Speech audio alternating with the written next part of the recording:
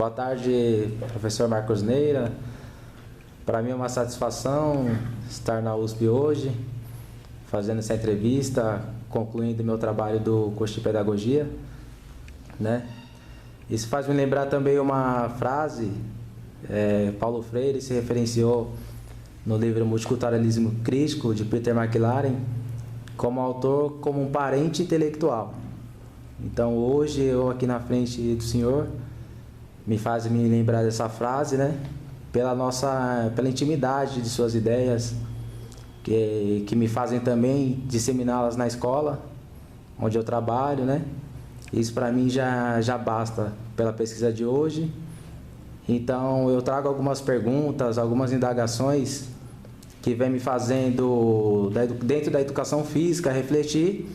E hoje eu estou aqui dentro da Universidade de São Paulo para esclarecer com o senhor, né, com todo o seu embasamento teórico, sua experiência, para que possa dar sua contribuição também em meu trabalho.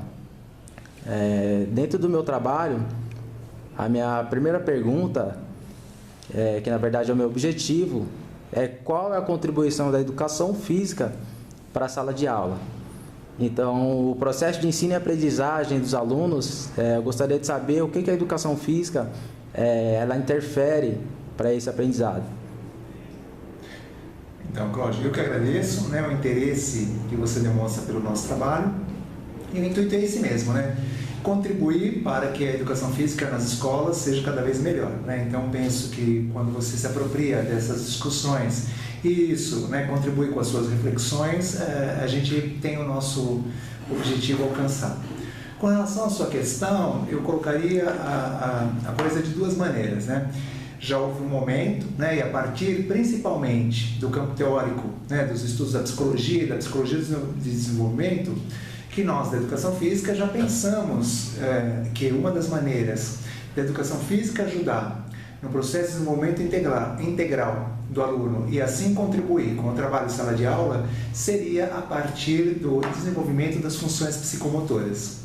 Então, a educação física passou por um momento em que se acreditava que se a criança tivesse um bom domínio do esquema corporal, se a criança tivesse adquirido uma boa estruturação espacial e a relação do seu próprio corpo com o espaço, né, que se consubstanciava na orientação temporal, essa criança teria uma base psicomotora para aprender outros conhecimentos, né, na área de matemática, na área de geografia, na área de estudos sociais, na área de língua portuguesa, né, no desenvolvimento da linguagem e assim por diante. Pois bem, esse movimento ele ainda existe, né? É um trabalho muito sério, desenvolvido por muitas pessoas, mas hoje a educação física ela está se situando de outra forma, né? Então nós, nos últimos 30 anos, né, discutimos bastante a educação física na área das ciências humanas, né? Então com as contribuições da sociologia, da antropologia, da história, da política, da filosofia, nós já entendemos o movimento como forma de linguagem e já entendemos principalmente as práticas corporais como textos da cultura que veiculam significados. Quais significados? Aqueles que lhes são conferidos pelos grupos que produziram e reproduziram essas práticas corporais ou aqueles significados que são atribuídos por outros grupos que estão interagindo com essas práticas. Dessa maneira, a educação física na escola, vista dessa maneira, a educação física na escola tem um papel fundamental de ajudar as crianças, jovens e adultos a lerem as práticas corporais e a produzirem as práticas corporais. Por quê?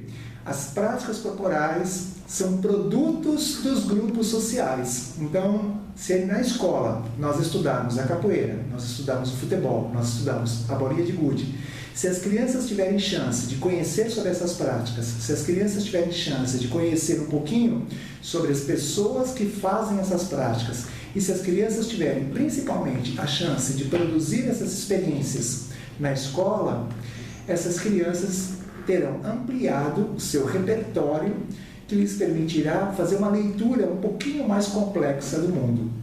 Algo que à mercê, à distância da escola, à mercê das famílias ou dos meios de comunicação, seria bem mais difícil alcançar. Então, a educação física na escola, hoje, ela pode contribuir, né, com o desenvolvimento das crianças, ela pode contribuir com a construção de uma sociedade menos desigual, na medida em que ela tematiza práticas corporais de diferentes grupos sociais.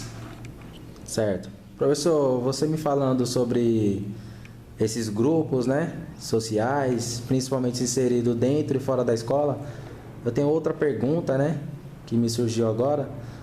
Qual a importância do multiculturalismo crítico para essa educação de hoje nos dias atuais? Então, o multiculturalismo crítico é um campo teórico que surge aproximadamente nos anos 1960, lá nos Estados Unidos, a partir dos movimentos sociais que naquele contexto lutavam por maior representação, por maior visibilidade, por direito à voz na sociedade. Até então, né, havia um conjunto de leis em muitos dos estados norte-americanos que impossibilitavam a participação de pessoas de diferentes grupos sociais no contexto público mais amplo, na esfera pública mais ampla. Um desses espaços era justamente a escola. Então, há um movimento grande nos Estados Unidos, né, promovido por determinados movimentos sociais, para ampliar o espaço dos seus conhecimentos nos currículos, que até então eram brancos, heterossexuais, cristãos, era uma determinada visão de mundo. Então, o multiculturalismo ele surge com esse intuito. Claro que com o passar do tempo, com o estudo constante e com a contribuição de outros campos teóricos, hoje nós já estamos vendo o multiculturalismo de uma outra maneira. Então, o multiculturalismo é um movimento político que procura reconhecer, abrir espaço e fazer veicular representações de diversos grupos sociais na esfera pública. Só que tem uma questão, né? Existem várias formas de compreender o multiculturalismo. A Vera Maria Candô é uma das autoras que vai dizer: existe uma concepção assimilacionista de multiculturalismo, existe uma concepção intercultural de multiculturalismo e existe uma concepção segregacionista de multiculturalismo. Nessa perspectiva assimilacionista, as diferenças existem, mas devem ser incorporadas pela cultura dominante, porque essa cultura dominante é a cultura verdadeira e todo mundo precisaria ser, pensar e agir dessa maneira. Numa perspectiva mais segregacionista, a defesa seria de que todos os grupos humanos possuem suas culturas, precisam ser respeitadas, precisam ser reconhecidas, mas é bom que cada um fique no seu espaço. Daí a ideia da segregação. E finalmente, né, na proposta que fundamenta o nosso trabalho, que é a perspectiva intercultural ou crítica do multiculturalismo, nós não apenas promovemos o reconhecimento dos diferentes grupos culturais e dos diferentes conhecimentos que esses grupos produzem, mas também, né, desenvolvemos atividades que ajudam as crianças a compreender como as diferenças culturais são produzidas e principalmente a quem elas interessam. Então é muito importante que todas as crianças conheçam, né, vivenciem, estudem o futebol. Conheçam, vivenciem, estudem o voleibol. Mas é fundamental que elas conheçam por que o futebol é produzido dessa maneira, né? E por que o futebol acaba tendo maior espaço na sociedade e por que outras práticas com menor visibilidade não têm tanto espaço na sociedade. Quais são os fatores que contribuem para que o balé seja uma prática corporal aceita socialmente e quais são os fatores que contribuem para que o funk seja uma prática corporal que enfrenta resistências em muitos grupos sociais. Então, o multiculturalismo ele surge como um campo teórico alinhado aos estudos pós-críticos, alinhado às teorias pós-críticas, que nos ajuda a pensar a sala de aula, pensar a prática pedagógica e pensar o ensino da educação física. Professor, na minha prática pedagógica da educação física, eu venho observado que os alunos, eles têm ainda preconceitos, eles não conseguem ainda distinguir essa diferença de sexualidade, né? Todo esse multiculturalismo, né, dessa sociedade multicultural de hoje em dia, eu consigo perceber que eles não conseguem ainda se familiarizar com isso, fazem bullying com os alunos, né? E muitas vezes nós, professores, temos dificuldade de trabalhar com isso, né? Eu lembro de um estudo da autora Débora Sayão, que ela disse que os professores têm dificuldade em trabalhar a questão da sexualidade. Então, eu gostaria de saber qual a contribuição dessa proposta cultural ou intercultural da educação física para que nós professores, possamos desenvolver com os alunos para que eles possam compreender melhor essas diferenças. Então, acho que a questão que você toca, Cláudia, é central. Né? Então, em primeiro lugar, ela nos obriga a lembrar que a cultura ela é dinâmica, ela não é um todo homogêneo. Né? Ou seja, a escola, nenhum currículo do mundo, nenhuma proposta de educação física vai garantir que a gente constitua sujeitos todos do mesmo jeito. Né? Ainda bem que é assim. Né? Então, pensando dessa maneira, as crianças também levam para a escola as visões de mundo, as concepções que circulam em casa, que circulam nos meios de comunicação, que circulam até mesmo na escola, em vários momentos que a escola tem, horário de entrada, horário de saída, horário de intervalo, determinadas experiências com determinados professores, com os colegas, em disciplinas e com as pessoas da escola. Então é óbvio que a escola, ao abordar temas, né, que são mais recentes, né, como a discussão de gênero, a discussão de sexualidade, temas que enfrentam uma certa polêmica na esfera social mais ampla, e temas que durante séculos, né, ficaram do lado de fora da escola, porque afinal de contas se constituíam em tabus, né, é óbvio que a escola é óbvio que o professor e a professora vão lidar com concepções diferentes e com representações diferentes. Só que no momento em que nós vivemos na sociedade, né, no pleno século XXI, todos nós temos defendido que a sociedade ela é marcada pelas diferenças e que todas as pessoas têm o mesmo direito a frequentar o espaço público e a ter suas vozes e seus conhecimentos representados. Embora uma parcela das pessoas, né, que é menor, que é pequena, mas ela tem muita força, embora uma parcela das pessoas não pense dessa forma, há que se ter em mente que é papel, sim, da escola discutir essas questões.